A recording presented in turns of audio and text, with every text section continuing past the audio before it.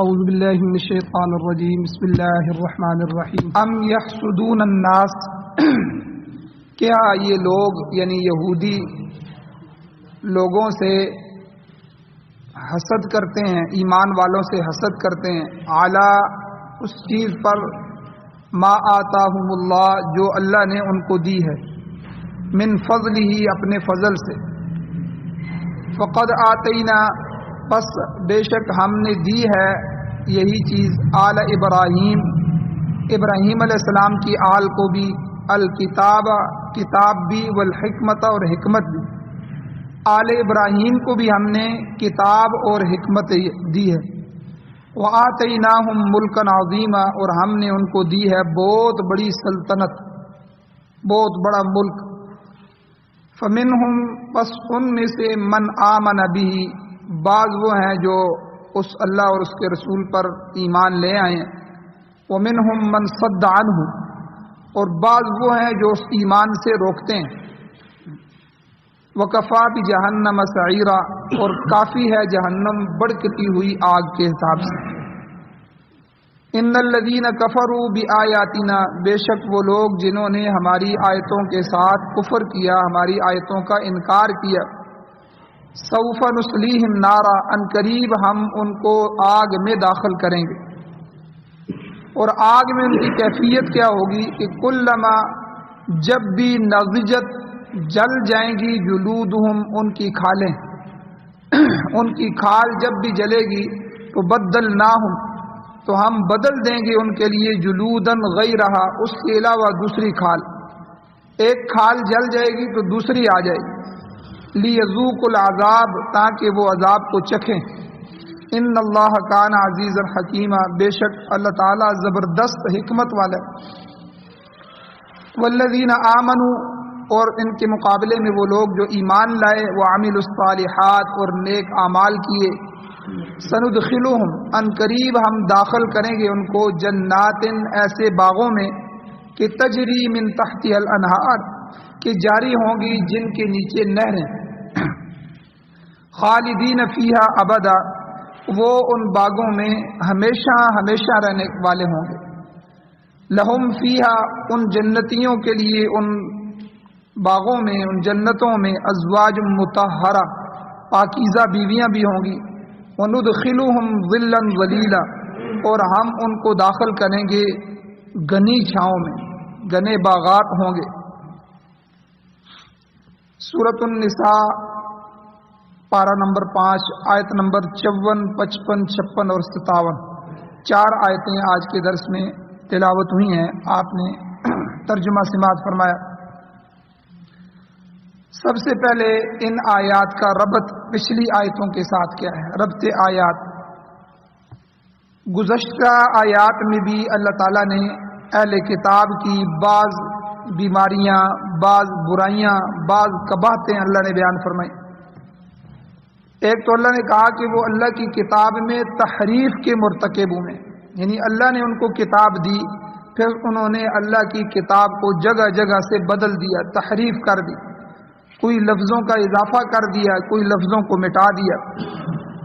تو ایک تو اتنا بڑا جرم کیا انہوں نے کہ اللہ کی کتاب میں تحریف کا ارتکاب کیا، اور پھر دوسرا انہوں نے اللہ کی نافرمانی کی، اور پھر دین میں طعن بھی کیا، ہمیشہ دین میں نکتہ چینیاں، لان تان جو ہے یہ ان کا وتیرہ رہا ہے۔ چنانچہ اللہ تعالیٰ نے ان کو وعید سنائی کہ اگر اب بھی ایمان نہیں لاؤ گے تو پھر ان پر اللہ تعالیٰ کی لعنت برسے گی، بالکل اسی طرح جیسے تمہاری ایک قوم تھی اصحاب السبت، سبت جو ہیں ہفتے والے دن جو انہوں نے اللہ تعالیٰ کی نافرمانی کی تو اللہ نے ان پر لعنت کی اور ان کی شکلیں بندر اور خنزیر کی بن گئی، اللہ نے ان کی شکلوں کو تبدیل کر دیا۔ تو اے یہود اگر تم بھی ایمان نہیں لاؤ گے تو تمہارے ساتھ بھی ایسا ہی ہو۔ اس کے بعد اللہ تعالیٰ نے اہل کتاب کی مزید جو خرابیاں تھیں ان کی نشاندہی کرتے ہوئے فرمایا کہ یہ لوگ جبت اور طاغوت یعنی بت اور شیطان کی بھی پرستش کرتے ہیں اور ان پر یقین رکھتے ہیں، اور جادو اور سحر جیسی باطل چیزوں کو اور شیطانوں کے پیروکار، تو یہودی جیسا کہ پچھلے درس میں تفصیلاً گزرا ہے کہ جادو ہو گیا، شیاطین کو حاضر کرنا، ان کی مدد لینا، اس کے لیے آخری حد تک بھی جو ہے وہ گزرتے ہیں۔ تو اللہ تعالیٰ نے یہ بھی بیان فرمایا کہ یہ لوگ اہل اسلام کے حسد میں، نبی علیہ السلام کے قرآن کے حسد میں اتنے پاگل ہو چکے ہیں کہ مشرکین کے ساتھ جا کر گٹھ جوڑ کر رہے ہیں۔ حالانکہ مشرکین کے پاس کوئی آسمانی کتاب نہیں ہے، آسمانی کتاب تو مسلمانوں کے پاس ہے۔ اگر تم نے دوستی کرنی ہے، گٹھ جوڑ کرنا ہے تو مسلمانوں کے ساتھ کرو، لیکن اسلام سے اور قرآن سے ان کا حسد اتنا زیادہ ہے کہ اتنے پاگل ہو چکے ہیں کہ مشرکین مکہ کے ساتھ جا کر گٹھ جوڑ کر رہے ہیں اور ان سے کہتے ہیں کہ بھئی مسلمانوں کی نسبت تمہارا دین بہت اچھا ہے۔ اور اسی طرح اللہ نے فرمایا کہ یہ لوگ ملعون ہیں، اللہ کی رحمت سے دور ہو چکے ہیں، اور جس پر اللہ کی رحمت نازل ہو جائے اور اللہ کی لعنت نازل ہو جائے اس کا کوئی مددگار نہیں ہو۔ اور اللہ تعالیٰ نے پیچھے یہ بھی فرمایا کہ اللہ تعالیٰ کی بادشاہی میں ان یہودیوں کا کوئی حصہ نہیں ہے، نہ اللہ نے کسی چیز کا ان کو اختیار دیا ہے، یہ ویسے ہی دعوے کر رہے ہیں۔ یہودیوں کے دعوے تھے کہ ہم پیغمبری میں بھی شریک ہیں، ہم خدائی میں بھی شریک ہیں، اللہ ہمارا ہے، نحن ابناء اللہ، قرآن میں کہتے ہیں کہ ہم اللہ کے بیٹے ہیں۔ تو عجیب عجیب دعوے تھے ان کے۔ تو اللہ نے کہا کہ بادشاہی میں ان کا کوئی حصہ نہیں ہے، میں اکیلا خدا ہوں، اکیلا بادشاہ ہوں۔ اور اگر ایسا ہوتا تو یہ اتنے بخیل ہیں کہ ایک پھوٹی کوڑی بھی، ایک تل بھی جو ہے کسی کو دینے کے لیے تیار نہ ہوتا۔ تو یہ تو گزشتہ آیات کا خلاصہ تھا جو میں نے آپ کے سامنے رکھا ہے۔ اب آج کے درس میں اللہ تعالیٰ نے یہود کی جو ایک بیماری تھی، حسد کی بیماری، اس کا تذکرہ فرمایا، اور پھر اس بیماری میں مبتلا جو اہل کتاب ہے ان کو اللہ نے جہنم کے سزا کی وعید سنائی، اور پھر مومنوں کے لیے آرام اور راحت اور جنت کا تذکرہ فرمایا۔ یہ تین چیزیں اللہ تعالیٰ نے آج کی آیات میں بیان فرمائی۔ چنانچہ ارشاد ہوتا ہے، اللہ فرماتے ہیں ام یحسدون الناس، کیا یہ لوگوں کے ساتھ اس چیز پر حسد کرتے ہیں، علی ما آتاہم اللہ من فضلی، جو اللہ تعالیٰ نے انہیں ان لوگوں کو اپنے فضل سے عطا کیے۔ اس آیت کریمہ میں یحسدون کے اندر جو ضمیر ہے یہ اہل کتاب کی طرف لوٹ رہی ہے، کیونکہ پیچھے سے انہی کا تذکرہ چلا آ رہا ہے، تو اس لیے یحسدون سے مراد یہ ہے کہ وہ یہودی حسد کرتے ہیں۔ الناس، لوگوں سے مراد تینوں طبقے ہیں، حضور علیہ الصلوۃ والسلام، صحابہ کرام اور عرب، یعنی نبی کریم صلی اللہ علیہ وسلم سے بھی یہ لوگ حسد کرتے ہیں، پھر جو حضور پر ایمان لائے صحابہ ان پر بھی حسد کرتے ہیں، پھر عربوں کے ساتھ بھی حسد کرتے ہیں کہ یہ حضور عربوں میں کیوں آ گئے، تو انہوں نے ہماری نسل میں آنا تھا تو ادھر کیوں آئے۔ جیسا کہ میں نے گزشتہ درس میں بھی بیان کیا تھا کہ یہودیوں کو اہل ایمان کے ساتھ جو حسد تھا وہ اس بات پہ تھا کہ نبی آخر الزمان جن کا ہم انتظار کر رہے تھے، جن کی نشانیاں ہمارے کتابوں میں موجود تھیں اور جن کے سب کچھ ہے، وہ بنی اسرائیل کے بجائے بنی اسماعیل میں کیوں آ گئے۔ حسد کی اس آگ میں وہ اس قدر جل گئے کہ انہوں نے نہ صرف حضور کی نبوت کا انکار کیا بلکہ اہل اسلام کی ایذا رسانیاں جو تھیں، ان کی تکلیفوں میں اپنی تمام طاقتیں، تمام دولت اور تمام توانائیاں انہوں نے صرف کر دی۔ اس بات کا تذکرہ سورہ بقرہ کے اندر بھی کئی دفعہ آیا ہے اور دوسری کئی صورتوں میں بھی وضاحت کے ساتھ آیا ہے۔ چنانچہ اس آیت میں بھی اللہ تعالیٰ نے یہودیوں کے اسی حسد کا تذکرہ فرمایا ہے کہ یہ لوگ اس چیز میں حسد کرتے ہیں جو اللہ تعالیٰ نے ان کی خواہش کے خلاف دوسروں کو عطا کر دی۔ اب کچھ مسائل ہیں حسد کے بارے میں، وہ بھی سن لیں۔ حسد جو ہے یہ ہماری شریعت میں، شریعت اسلامیہ میں، حضور علیہ السلام کی شریعت میں حرام ہے۔ یہ گناہ کبیرہ میں سے ہے، جس طرح شراب پینا جو ہے، اسی طرح جوا کھیلنا، اور اسی طرح جو ہے وہ سود کھانا حرام ہے، اسی طرح حسد بھی اسلامی شریعت میں حرام، سخت گناہ ہے، گناہ کبیرہ میں سے۔ ترمذی شریف کی بلکہ ایک اور حدیث کی کتاب کی حدیث ہے، حضور علیہ السلام نے ارشاد فرمایا لا تحاسدوا، ایک دوسرے پر حسد مت کرو۔ اور ترمذی شریف کی روایت ہے حضور نے فرمایا کہ رب الیکم داء الامم قبلکم الحسد والبغضاء، کہ گزشتہ امت کے اندر بھی بہت سی بیماریاں تھیں. حضور نے فرمایا پہلے جو امتیں تھیں، اب دیکھیں لوط علیہ السلام کی قوم میں لوطی فعل تھا، بد فعلی کرتے تھے، اور اسی طرح شعیب علیہ السلام کی قوم کے اندر جو بڑی بیماری تھی وہ ناپ تول کے اندر کمی تھی، اور پوری قوم بھی اسی کے اندر مبتلا ہو گئی تھی. لینے کے باٹ انہوں نے الگ رکھے ہوئے تھے، دینے کے باٹ الگ رکھے ہوئے تھے. جیسا کہ ہمارے معاشرے میں دیکھیں پہلے جو ہے وہ سیر چلتے تھے، سیر 2 سیر، ابھی انگریزی جو ہے وہ کلو 2 کلو آگے، تو سیر جو ہے وہ کلو سے تھوڑا سا کم ہوتا ہے وزن کے حساب سے. اب کوئی کسی سے چیز لے اور سیروں کے حساب سے لے اور بیچے تو کلو کے حساب سے بیچے، تو یعنی یہ چیزیں. اور پھر ویسے بھی ڈنڈیاں مارتے تھے، اونچ نیچ کرتے تھے، ترازو میں گڑبڑ کرتے تھے. تو اسی طرح کئی امتوں کی کئی بیماریاں. تو حضور نے اس حدیث میں فرمایا کہ گزشتہ امتوں کی بیماریوں میں سے ایک بیماری، 2 بیماریاں حسد اور بغض بھی تھا، کہ وہ ایک دوسرے سے حسد بھی کرتے تھے، ایک دوسرے کا بغض بھی رکھتے تھے. تو آہستہ آہستہ حضور نے فرمایا کہ رب الیکم، تمہاری طرف آہستہ آہستہ داء الامم قبلکم، تم سے پہلی امتوں کی بیماریاں آ رہی، وہ تم میں داخل ہو رہی. الحسد والبغضاء، حضور نے فرمایا ان میں خاص طور پہ حسد اور بغض ایک دوسرے سے. بلکہ یہ بغض جو ہے نا، بغض اور کینہ، کسی مسلمان کا بغض دل میں رکھنا، کینہ دل میں رکھ لینا، اور پھر ہمیشہ کوشش میں رہنا کسی جگہ اس کو میرے ہاتھوں نقصان ہو جائے، یہ اتنی بڑی بیماری ہے، اتنا بڑا گناہ ہے کہ لیلۃ القدر کے رات بھی جن 4 آدمیوں کی بخشش نہیں کی جاتی ان میں سے ایک آدمی یہ ہے کہ جس کے دل میں مسلمان کا کینہ، اتنی سخت بیماری. تو حضور نے فرمایا حسد اور الحسد والبغضاء اور بغض یہ آہستہ آہستہ تم میں آ رہا ہے. پھر آگے حضور نے اسی حدیث میں فرمایا ہی الحالقہ، یہ مونڈنے والی ہیں، یہ بیماریاں مونڈنے والی ہیں.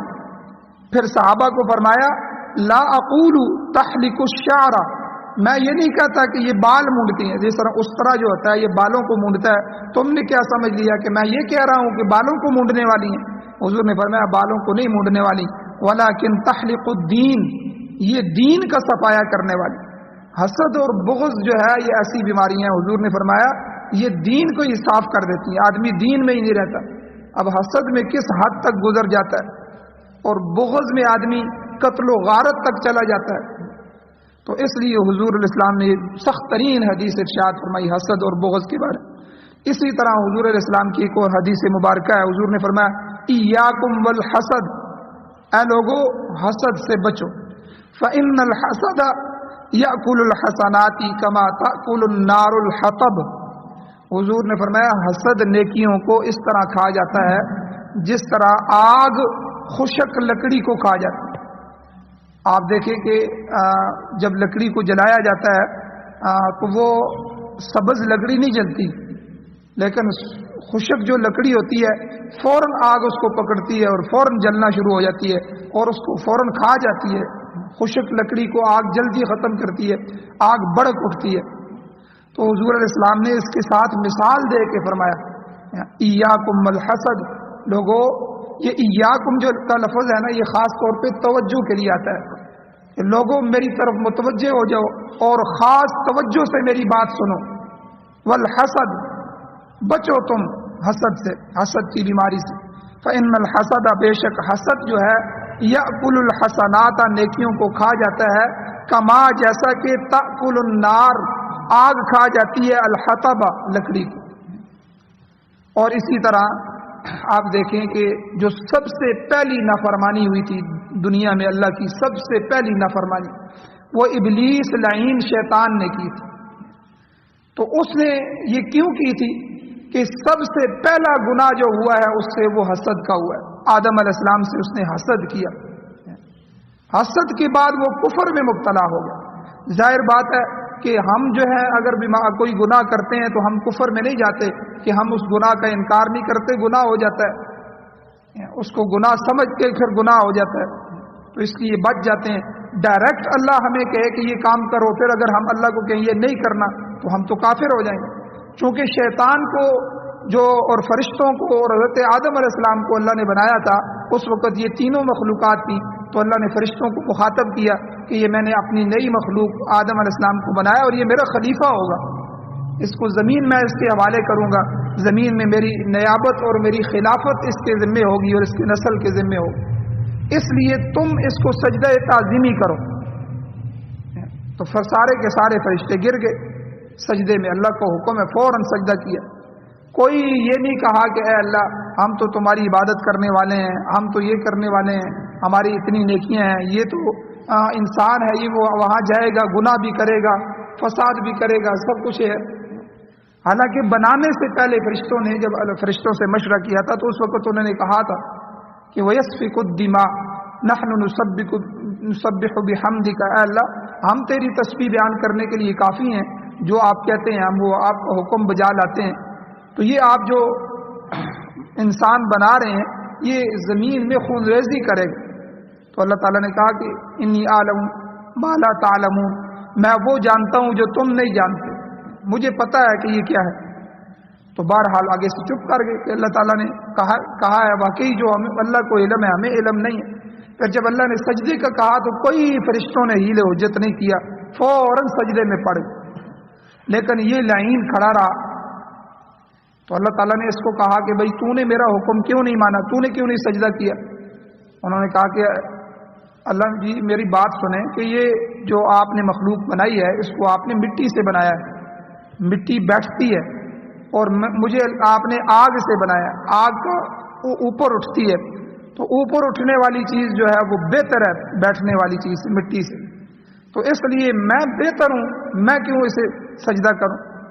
انکار کر دیا. اور اس کی وجہ یہ تھی کہ ابلیس جو تھا یہ فرشتوں میں سے نہیں تھا، یہ جنوں میں سے تھا، لیکن اس نے کئی ہزار بلکہ لاکھ سال اس نے عبادت کی تھی. عبادت کرتے کرتے یہ فرشتوں میں پہنچا، فرشتوں میں بھی ایک اعلیٰ مقام پہ پہنچ گیا، اور اس کو یہ اندازہ تھا کہ اللہ تعالیٰ زمین کی خلافت اور نیابت جب دیں گے تو مجھے دیں گے. اب اللہ تعالیٰ نے تو حضرت آدم علیہ السلام کو بنا دیا. تو اب اس نے حسد کیا، یہ حسد کی بیماری کہ یہ نیابت اور یہ خلافت اسے کیوں دے دی گئی. اب اس حسد کی وجہ سے آگے انکار کیا سجدہ کرنے سے تو کفر میں داخل ہو. تو سب سے پہلی نافرمانی جو ہے وہ ابلیس شیطان نے کی، اور وہ حسد کی وجہ سے کی، اور اس کے نتیجے میں وہ کفر میں داخل ہو. اب یاد رکھیں دو چیزیں ہیں، حسد اور غبطہ. حسد اور غبطہ، حسد حرام ہے، جائز نہیں ہے، غبطہ جائز ہے. حسد کی تعریف کیا ہے؟ حسد کی تعریف یہ ہے کہ کسی کے پاس آدمی مال دیکھے، کسی کے پاس کوئی نعمت دیکھ کر دل میں اس کے زوال کی تمنا کرے، یعنی یہ خواہش پیدا ہو جائے کہ فلاں شخص کے پاس جو مال ہے، دولت ہے، مکان ہے یا دکان ہے یا کارخانہ ہے یا مویشی ہے یا اس کی جو فصل ہے، یہ جو بھی چیزیں ہیں وہ مجھے ملے یا نہ ملے لیکن اس کو نہیں ملنی چاہیے، اس کے پاس یہ نہ رہے. یہ حسد ہے. دوسرے کی کوئی نعمت جو اللہ نے اسے دی ہوئی ہے اس کو دیکھ کر دل میں یہ تمنا کرے کہ یہ اس کو کیوں ملی ہے، اس کو نہیں ملنی چاہیے، اب اس کے پاس یہ نہ رہے، چاہے کچھ بھی ہو جائے، مجھے ملے یا نہ ملے اس کے پاس نہیں رہنی چاہیے. یہ حسد ہے. اور البتہ غبطہ یہ ہے کہ کسی دوسرے شخص کی نعمت کو دیکھ کر اگر کوئی شخص یہ خواہش کرے کہ اے اللہ ایسی چیز مجھے بھی عطا فرما دیجیے، اے اللہ میرے اس بھائی کو آپ نے گاڑی دی ہے، یا اللہ میری بھی ضرورت ہے، یا اللہ اس کو یہ نصیب فرما اور مجھے عطا فرما. اللہ سے مانگے، یہ بھی ایک طرح کی اللہ سے مانگنا ہی ہے، لیکن اس میں دوسرے کی نعمت کا زوال نہیں ہے کہ دوسرے کی نعمت اس سے چھن جائے، یہ چیز دل میں نہیں ہے. اسے غبطہ کہتے ہیں، اردو میں اس کو رشک کہتے ہیں کہ اس پر رشک کرنا اور رشک کرتے ہوئے اللہ سے دعا مانگنا یہ جائز ہے. تو حسد اور غبطے میں یہ تھوڑا سا فرق ہے. حسد جائز نہیں ہے لیکن غبطہ جو ہے یہ جائز. بزرگان دین کا ایک مقولہ ہے کہ ما خلا جسد عن حسد، کہ کوئی جسم بھی حسد سے باقی نہیں، حسد سے خالی نہیں۔ اکثریت ایسے لوگوں کی ہے جو کسی کا مال، کسی کی خوبی، کسی کا حسن، کسی کا علم، یا کوئی نیکی یا مال و دولت یا مکان دکان یا تجارت یا یہ ان میں سے کوئی چیز بھی دیکھتے ہیں تو فوراً زوال کی تمنا کرتے ہیں کہ یہ زائل ہو جائے، یہ اسے نہ ملے۔ یہی حسد ہے اور یہی اسلام میں شریعت میں حرام ہے۔ بنی اسرائیل کی جو بیماریاں تھیں ان میں سے یہی بیماری تھی کہ جب اللہ تعالیٰ نے بنی اسماعیل کو اپنے فضل سے نبوت عطا فرمائی، علم عطا فرمایا، مرتبہ اور حکومت اور اقتدار عطا فرمایا، تو بنی اسرائیل حسد کی آگ میں جل اٹھے، کیونکہ وہ یہ چیزیں اپنے خاندان کے ساتھ مخصوص سمجھتے تھے۔ یہ ان کا عقیدہ ہے، اور میں نے پہلے بھی بیان کیا تھا کہ جو یہودیوں کی تالمود ایک کتاب ہے فقہ کی، اس کے اندر یہ لکھا ہوا ہے کہ ہم نبیوں کی اولادیں ہیں، یہ دنیا ہمارے لیے بنائی گئی ہے، نحن ابناء اللہ، ہم اللہ کے بیٹے ہیں، تو اس لیے باقی دنیا میں جتنے بھی انسان ہیں وہ انسان نہیں ہیں، وہ جانور ہیں، اور ان کو انسانی شکل میں اس لیے بنایا گیا ہے کہ وہ ہماری خدمت کریں، وہ صرف ہماری خدمت کے لیے انسان بنائے گئے ہیں، انسانی شکل میں بنائیں گے۔ اس لیے وہ نبوت کو اور ان چیزوں کو اپنے خاندان کے ساتھ مخصوص سمجھتے تھے، لیکن حضور دوسرے خاندان میں آ گئے، حضور قریش میں آ گئے، اور ابراہیم علیہ السلام کی جو ہے وہ اولاد میں سے دوسری اولاد میں آ گئے، بنو اسحاق میں سے، بنی اسرائیل میں سے آنے کی بجائے جو ہے بنو اسماعیل میں سے آ گئے، تو یہ چیزیں ان کے حسد کا سبب بن گئی۔ تو اللہ تعالیٰ نے فرمایا کہ ہم نے اپنے فضل سے بنی اسماعیل میں جو نبوت کا سلسلہ منتقل کیا ہے، تو یہ کوئی غیر معمولی بات نہیں ہے، کیونکہ بنی اسماعیل بھی تو بنی اسحاق اور بنی اسرائیل کی طرح حضرت ابراہیم علیہ السلام کی اولاد۔ تو اللہ نے فرمایا فقد آتینا آل ابراہیم الکتاب، بے شک ہم نے آل ابراہیم میں کتاب بھی دی ہے۔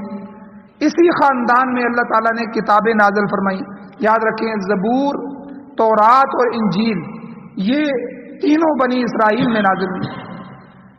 تورات جو تھی حضرت موسیٰ علیہ السلام، وہ بھی بنی اسرائیل کے نبی، زبور حضرت داؤد علیہ السلام آگے وہ بھی جو ہے ان پر نازل ہوئی، تو وہ بھی بنی اسرائیل میں سے ہی نبی ہیں۔ انجیل جو حضرت عیسیٰ علیہ السلام پر نازل ہوئی، وہ بنی اسرائیل کے آخری نبی ہیں۔ تو بھئی تین کتابیں اللہ نے تمہیں دے دی ہیں اور تمہیں نبیوں میں سے پیدا فرمایا، اور کم و پیش 4000 سے زیادہ انبیاء جو ہیں بنی اسرائیل میں سے آئے ہیں۔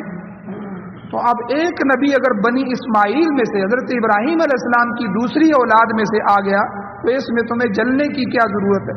یہ تو اللہ کا فضل ہے، اللہ جسے عطا فرماتے ہیں۔ تو اللہ نے فرمایا کہ ہم نے تمہیں کتنے نبی دیے، تمہیں کتنی کتابیں دی ہیں، بڑی 4 کتابوں میں سے 3 کتابیں ہم نے تمہیں دی ہیں۔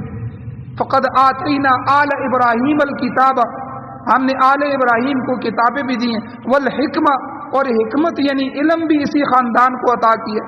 اس خاندان میں بڑے بڑے حکیم، دانشور اور صاحب علم لوگوں کو ہم نے پیدا کیا۔ پھر اللہ نے فرمایا تیسری چیز تمہیں کیا دی ہے، وَآتَيْنَاهُمْ مُلْكًا عَظِيمًا، کہ اس خاندان کو عظیم ملک، عظیم سلطنتیں عطا فرمائی ہم نے، کتنی بڑی بڑی حکومتیں ہم نے تمہارے بڑوں کو اور تمہیں عطا فرمائی۔ چنانچہ بنی اسرائیل میں سے دیکھیں حضرت یوسف علیہ السلام کی جو حکومت ہے، جو اللہ نے مصر کے اوپر اللہ نے ان کو قید میں سے نکال کے بٹھا دیا، اس کا تذکرہ ہر زبان کے اوپر ہے۔ کتنی بڑی حکومت اللہ نے جو ہے حضرت یوسف علیہ السلام کے حوالے کی۔ تو یہ تمہارے نبی تھے۔ حضرت سلیمان علیہ السلام کی جو حکومت تھی وہ تو مثالی حکومت ہے، بلکہ آپ نے اللہ تعالیٰ سے دعا کی تھی، آپ کی دعا قرآن مجید میں لکھی ہوئی ہے۔ حضرت جو ہے سلیمان علیہ السلام نے اللہ سے فرمایا ربی حبلی ملک لا ينبغی لأحد من بعدی، اے اللہ مجھے ایسا ملک عطا فرما کہ میرے بعد پھر وہ ملک کسی کو نہ ملے۔ اور واقعی جس طرح حکومت حضرت سلیمان علیہ السلام کو ملی، آج تک بلکہ قیامت تک ایسی حکومت، جنات بھی ان کے ساتھ ہیں، جنات کو حکم دے رہے ہیں، بڑی بڑی بلڈنگیں، بیت المقدس سارا جنات نے بنایا، بڑی بڑی چٹانیں ہیں جو چٹانیں آج کی مشینری بھی نہیں اٹھا سکتی، وہ चट्टानें जो है वो उठाकर जिन्नात तराश तराश के उनको लगा रहे हैं, और इसी तरह चरिंद परिंद उनका हुक्म मान रहे हैं, चिविंटियाँ तक उनकी बात सुन रही हैं, और अल्लाह ताला ने उनको सारी मखलूक़ात की ज़ुबान अता फरमा दी। वो हर एक से बात कर रहे हैं और हर चीज़ उनकी ज़ुबान को समझ रही है, जवाब दे रही, और हवा को उनके ताबे कर दिया है। ऐसी हुकूमत किसी को मिल सकती है कि हवा उनके तख्त को उठा रही है और कभी जो है मशरक़ से मगरब की तरफ जा रही है, कभी मगरब और शुमाल से जुनूब की तरफ लेके जा रही है। मुल्कों के मुल्क जहाँ चाहते हैं चंद लम्हों में वो हवा जो है उस तख्त को उठा के लेके जा रही है। और ऐसे ऐसे जिन्नात और ऐसे ऐसे जो बड़े बड़े देव और बड़ी बड़ी चीज़ें जो है उनके हवाले कर दी, उनके ताबे कर दी, कि वो मलका बिल्कीस का तख्त एक लम्हे में उठाकर, कुरान कहते हैं एक पलक झपकने में उठा के वो हज़रत सुलेमान अलैहिस्सलाम के पास ले आए। तो यानी ऐसी हुकूमत, ये तुम्हारे नबी थे ना हज़रत सुलेमान अलैहिस्सलाम, यहूदियों में बनी इसराइल में से आए, तो कैसी हुकूमत अल्लाह ने उनको अता फरमाई। खुद अल्लाह से दुआ करके मांगी तो फिर अल्लाह ताला ने आज तक बल्कि क़यामत तक ऐसी हुकूमत किसी को नहीं दी।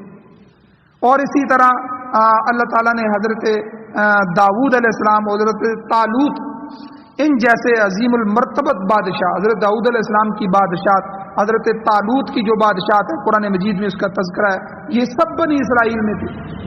इस नेमत का तज़किरा अल्लाह ताला ने सूरह बकरा की इब्तिदा में भी फरमाया। जब आदम अलैहिस्सलाम का तख्लीक इंसानी, खिलाफत अर्जी का जो मसला अल्लाह ने बयान फरमाया है, उसको बयान करने के बाद अल्लाह ताला ने 2 दफ़ा पहले सिपारे में बनी इसराइल को मुखातब करके कहा, या बनी इसराइल। इसराइल असल में याकूब अलैहिस्सलाम का नाम था, याकूब के बेटे हज़रत याकूब अलैहिस्सलाम हज़रत इसहाक के बेटे थे, हज़रत इसहाक हज़रत इब्राहीम अलैहिस्सलाम के बेटे थे। तो याकूब अलैहिस्सलाम की जितनी भी नस्ल चली है, आगे उनके बेटे यूसुफ अलैहिस्सलाम, आगे चलते चलते तो ये बनी इसराइल कहलाए, यानी याकूब के बेटे। इसराइल सुरियानी ज़बान में अब्दुल्ला को कहते हैं, अल्लाह का बंदा, वो ज़ुबान और है इसलिए इसराइल, ठीक है। जिब्राइल, मीकाइल, ये ईल जी का लफ्ज़ जो है ये उसी ज़ुबान का है। तो अब्दुल्ला, तो ये यानी ये उन्हीं की नस्ल चली आ रही है, नबियों की नस्ल।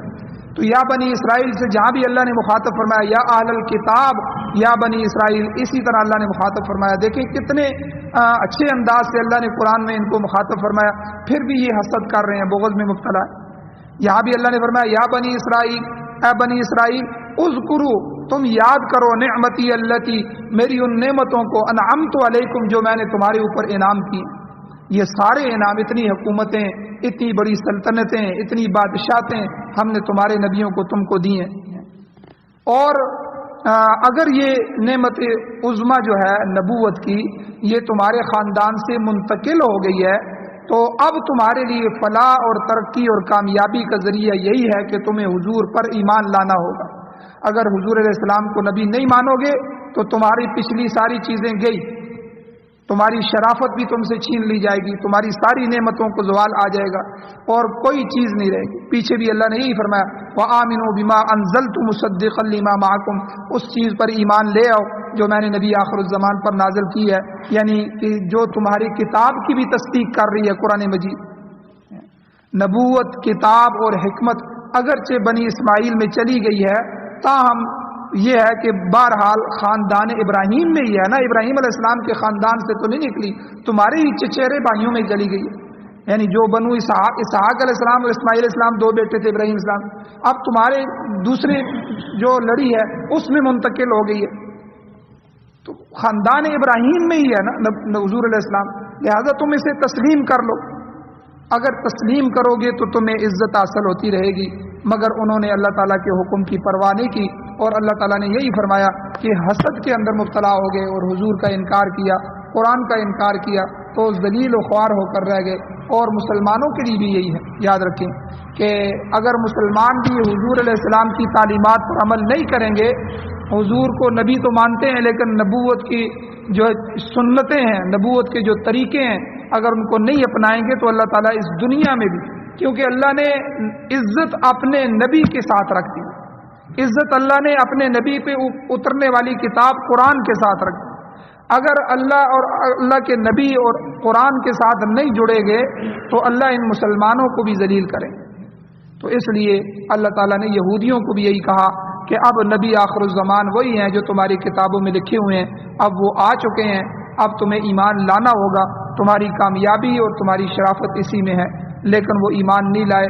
پھر ان کے ساتھ جو کچھ ہوا، وہ وہاں سے نکالے گئے، مدینہ سے نکالے گئے، پھر خیبر میں گئے، خیبر سے بھی نکالے گئے، پھر دنیا میں در بدر ہو گئے۔ آج تک یہودی مسلمانوں کا دشمن ہے۔ جہاں بھی پوری دنیا میں مسلمان ممالک میں جنگ چھڑی ہوئی ہے اور جہاں بھی مسلمانوں پر ظلم ہو رہے ہیں، ان سب کے پیچھے یہودیوں کا ہاتھ ہے۔ اللہ تعالیٰ سے دعا ہے اللہ ہمیں عمل کی توفیق عطا فرمائے، آمین۔ الحمدللہ رب العالمین والعاقبۃ للمتقین، والصلاۃ والسلام علی رسولہ النبی الامی الکریم۔ یا اللہ ہماری کمیوں کوتاہیوں کو معاف فرمائیے، درگزر فرمائیے، صغیرہ کبیرہ گناہوں کو معاف فرمائیے۔ یا اللہ ہمیں یہودیوں کی چالوں سے باخبر فرمائیے۔ یا اللہ ہمارے اس ملک پاکستان کی حفاظت فرمائیے، پوری دنیا میں اسلامی ممالک کی حفاظت فرمائیے۔ یا اللہ قرآن و سنت کا قانون، قرآن و سنت کو بطور آئین اور ضابطۂ حیات ہمیں نصیب فرمائیے۔ یا اللہ جو بیمار ہیں ان کو شفا عطا فرمائیے۔ یا اللہ جو پریشان حال ہیں ان کی پریشانیوں کو دور فرمائیے۔ یا اللہ جو مقروض ہیں ان کے قرضوں کو پورا کرنے کے اسباب پیدا فرمائیے۔ جو حضرات ایمان کی حالت سے اس دنیا سے جا چکے ہیں، یا اللہ ان سب کی بخشش فرمائیے۔ صلی اللہ تعالی علی خیر خلقہ محمد وآلہ وصحبہ اجمعین برحمتک یا